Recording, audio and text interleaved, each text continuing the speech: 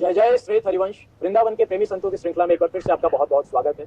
आज हमारे साथ हैं श्री हरि प्रिया बाबा जी। इस बातचीत को प्रारंभ करेंगे इससे पहले एक बात बताना चाहेंगे आपको। ये श्रृंखला चलाने का हमारा एकमात्र उद्देश्य लोगों के मन में पल रही भ्रांति को दूर करना है। जैसा लोग सोचते हैं कि बाबा जी वही बनते हैं जिनके पास खाने को कुछ नहीं होता है, पहनने को कुछ नहीं होता है, जीवन में असफलताएं ही हाथ लगी हैं, या घर वाले प्यार नहीं करते हैं, घर वाले घर से बाहर निकाल देते हैं, वो अपना भरण पोषण करने के लिए बाबा जी बन जाते हैं। ऐसा बिल्कुल भी नहीं है, ये बिल्कुल ही गलत मान्यता। हमने अपनी श्रृंखलाओं में देखा है, हमने इन ऐसे ऐसे संत भगवान से बातचीत की है जो इंजीनियर रहे, नौकरी करी, प्रोफेशनल लाइफ उनकी बहुत अच्छी रही, घर वाले बहुत अच्छे रहे, घर वालों ने काफी लौकिक दृष्टि से बहुत प्यार किया, बट फिर भी जब एक भगवत भजन की भूख अंदर जगी, एक भगवत मिलन की जब भूख अंदर जगी, तो ये सारी चीजें अपने आप छूट गई और इस मार्ग पे आगे बढ़े। जब उन पर प्रभु की, भगवान की कृपा दृष्टि हुई तो उन्हें ये चीजें नहीं दिखी, ये चीजें उन्हें रोक नहीं पाई।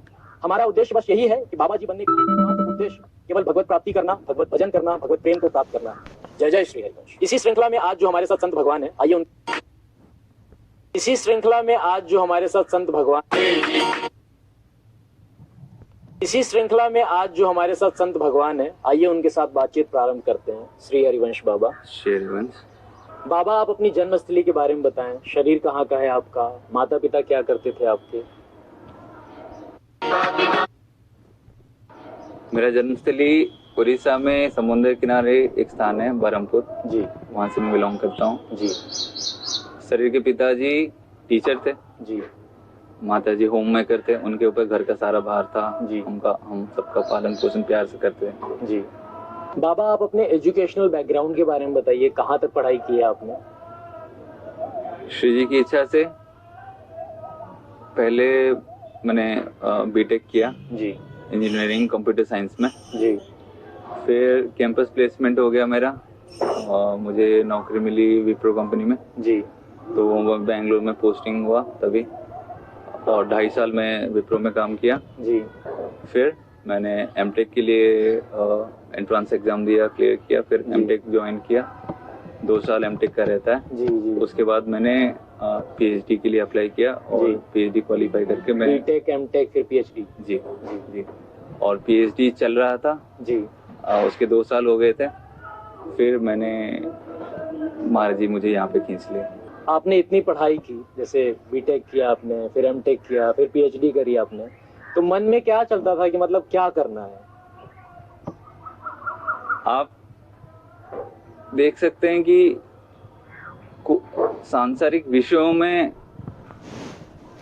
एक अधूरापन आपको लगता रहता है, भले ही जितने विषय वैभव आपको वास्तविक आवश्यकता रहती है श्री जी के पास वो मिल जाए तो उनकी नसरत आपके सामने झलक ही जाती है। ऐसा ही कुछ हुआ मेरे साथ। स्टार्टिंग से मेरे एजुकेशन लाइफ में श्री जी की कृपा से बहुत ही सक्सेसफुल करियर रहा, स्कूलिंग में भी, कॉलेज में भी और कंपनी में भी।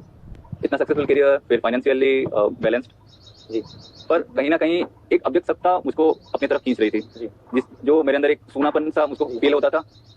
मुझको लगता था कि ये सुखों के बाद भी मैं तृप्त नहीं हो पा रहा हूँ, मैं अपने आप को कंप्लीट फील नहीं कर पा रहा था, अनुभव नहीं कर पा रहा था कि मुझे लगता था कुछ लैग है, मुझे लगता था कि कुछ तो रुक रहा है लाइफ में जो कि मैं अचीव नहीं कर पा रहा हूँ, क्योंकि मैं कोई भी चीज मुझको हासिल करता था, मेहनत करता था और वो चीज मिलने के बाद भी अधूरापन सा रहता था। और इसी सूनापन में हम वास्तविक सत्यता को ढूंढने निकलते हैं कि वास्तविक ये सत्य है कि जो हमें चाहिए पर यहाँ पे तो वो नहीं मिलता है, तो हम उसको ढूंढने के लिए लगते हैं। तो एक जो खालीपन को महसूस किया उसी को ढूंढने के लिए उस समय अगर ऐसा कहा जाए कि अंदर ही अंदर किसी एक चीज की तलाश मतलब हो चुकी है आपके अंदर, कि आपको भगवत मार्ग या कुछ ऐसा कि इतना सब कुछ अचीव करने के बाद एक एम्प्टीनेस क्यों है, खालीपन? जी जी। तभी आप कहीं ना कहीं अचीव कर रहे थे बट कहीं ना कहीं कोयलापन, खालीपन था। सूनापन जीवन में रहता ही रहता था, क्योंकि वास्तविक प्रभु की तरफ बढ़ने के लिए और उनके आनंद में डूबने के लिए जो मार्ग चाहिए था वो तो अभी तक मिला नहीं था। तो वास्तविक यही मेरी जिंदगी में एक जो अभाव दिखता था, सारी चीजें थी, सारे विषयों का बाहुल्यता भी थी, पर ये प्रभु का मार्ग मेरे पास नहीं था। उस समय कभी आपने सोचा था कि अब शादी वादी करके एक सेटल्ड जो नॉर्मल लाइफ होती है वो जिएंगे? सांसारिकता तो वैसे सबके अंदर रहती है जी, हमें जब तक आध्यात्मिकता का लक्ष्य नहीं है जी, तो जैसे साधारण लोग सोचते हैं हम भी वही सोचते हैं कि एक अच्छी नौकरी हो जाए, ज्यादा पैसा कमा लेंगे जिससे हमारा फ्यूचर और भी सेफ हो जाए, यही चिंताधारा सबके अंदर थी। मुझको लगता था कि मैं फॉरेन जाऊं, फॉरेन में कंपनी अप्लाई करूं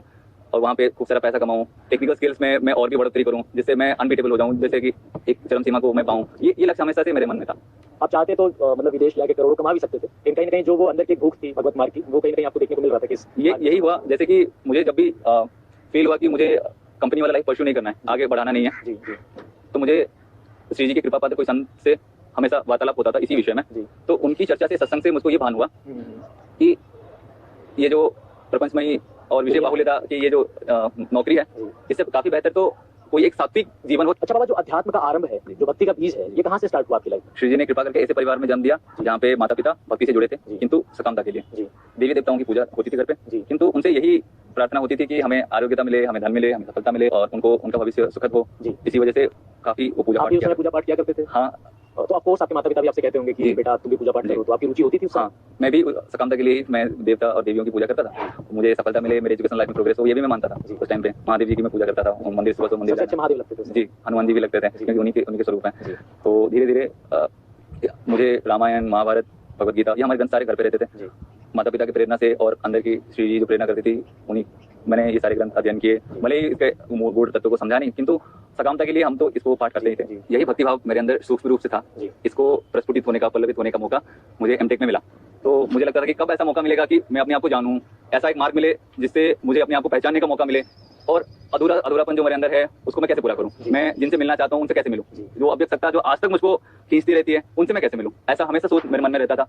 बाबा, आज आप पूज्य महाराज श्री के श्री चरणों के आश्रित हैं, विरक्त वेश में हैं। ये शुरुआत कहाँ से हुई? महाराज जी के बारे में कैसे पता चला? वृंदावन के बारे में कैसे पता चला? मुझे पीएचडी करते करते 2 साल हो गए थे। जी कहीं ना कहीं पे मुझे आध्यात्मिक मार्ग में मेरी इंटरेस्ट रहता था, कहीं ना कहीं पे मुझे जाने का बहुत मन करता था, पर मैं सांसारिक मार्ग को भी मैं छोड़ नहीं पाया था अभी तक। तो मैं सोचता था कि मैं पीएचडी के बाद उसका हायर स्टडी पोस्ट डॉक्टरेट कर लूं और फॉरेन में जाके काफी सारा अध्ययन करूं। जी पर श्री जी को ये राजी नहीं था। श्री जी ने ऐसा विधान किया कि अपने कृपा पात्र के जरिए जी महाराज जी का सत्संग सुनाया। तो पहली बार जब देखा महाराज जी का सत्संग, एकांतिक YouTube पे देखा था? जी, यूट्यूब पे देखा था। महाराज जी का एकांतिक वार्तालाप था, जी जी पहला एकांतिक वार्तालाप, और ये आज का दिन जी। पूरा जीवन ही परिवर्तन हो गया। उस एकांतिक वार्तालाप में महाराज जी का एक एक लाइन मेरे हृदय में जैसे लिपिबद्ध हो रहा है। जी। तभी मुझको लगा कि मेरा जीवन, जैसे मैंने बता लिया कि मेरे टेक्निकल स्किल्स थे, मेरे अलग अलग चीजों में रुझान था, जी। मुझे सफलता ही मिलती गई। जी।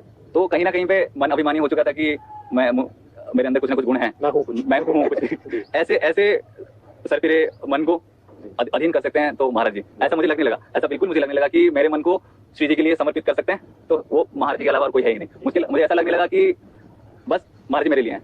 वो एक एकांतिक वार्तालाप मेरा जीवन परिवर्तन कर दिया। उसके बाद से मैं शिलोंग में रहता था, उस टाइम मेघालय में पीएचडी करते हुए। तो मैं इंतजार करता था कि महाराज जी का एकांतिक वार्तालाप कब आए। धीरे धीरे मैं महाराज जी का सत्संग सुनने लगा, जी जी पर सत्संग में इतनी रुचि नहीं होती थी क्योंकि वास्तविक महाराज जी का गुण जो सत्संग में रहता था वो मेरा मन धारण ही नहीं कर पा रहा था। किंतु श्री जी को मुझे वृंदावन बुलाना था, तो श्री जी ने कहीं ना कहीं से व्यवस्था करके मुझे महाराज जी का वृंदावन महिमामृत सत्संग सुनने को प्रेरित किया और वो वृंदावन महिमामृत का सत्संग मेरा पूरा जीवन बदल दिया। महाराज जी का एक एक वाणी हृदय पे चोट करता था, एक एक वाणी महाराज जी का वृंदावन महिमामृत मेरे सारे अहम को, मेरे सारे स्वप्न जो मुझको आगे परस्यू करने, आगे फॉलो करने थे, वो सबको तोड़ा। मुझे जो भी आगे बनना था, जो हासिल करना था, मैं बोल रहा था कि ये मांग जो रहती है ये कब खत्म होगा। महाराज जी ने तोड़ा वहां पे। जी जी एक एक सत्संग का एक एक लाइन मेरे हर एक मांग को तोड़ा। मुझे ये बनना है, मुझे ये हासिल करना है, ये करना है। महाराज जी का हर एक लाइन ऐसे ही अभिमान को मेरे गलित किया। फिर मुझे लगा कि धीरे धीरे ये महाराज जी की कृपा है कि उन्हीं की वाणी अंदर बैठने लगी। मुझे ऐसे लगने लगा कि ये जो जीवन है, महाराज जी की एक वाणी थी, महाराज जी ने अपने सत्संग में बोला था कि संसार में आप देख सकते हैं ऐसा कोई अपनी प्रेमी के लिए अपने जीवन दे देता है, कोई धन उपार्जन करने के लिए अपना पूरा जीवन झोंक देता है, कोई पढ़ाई में असफलता है तो वो अपना शरीर को नष्ट कर देता है।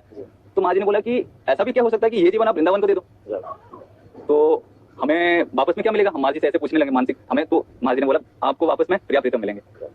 तो ये सौदा मेरे जैसे आदमी को तो बहुत ही बड़ा लगा कि बस अपने को जीवन समर्पित करना है और प्रिया प्रीतम हमें मिल जाएंगे। बोला इससे खरा सौदा हमें कोई दे नहीं सकता और हमें कभी मिल नहीं सकता, यही आखिरी मौका है। ऐसा मुझे लगने लगा कि एक एक सेकंड जाने से मुझे लगता था कि अभी ये चला गया तो भी नहीं मिलेगा, ये चला गया तो भी नहीं मिलेगा। तो मैं जैसे तैसे करके मन को स्थिर किया कि मुझे वृंदावन जाना है जितना जल्दी हो सके।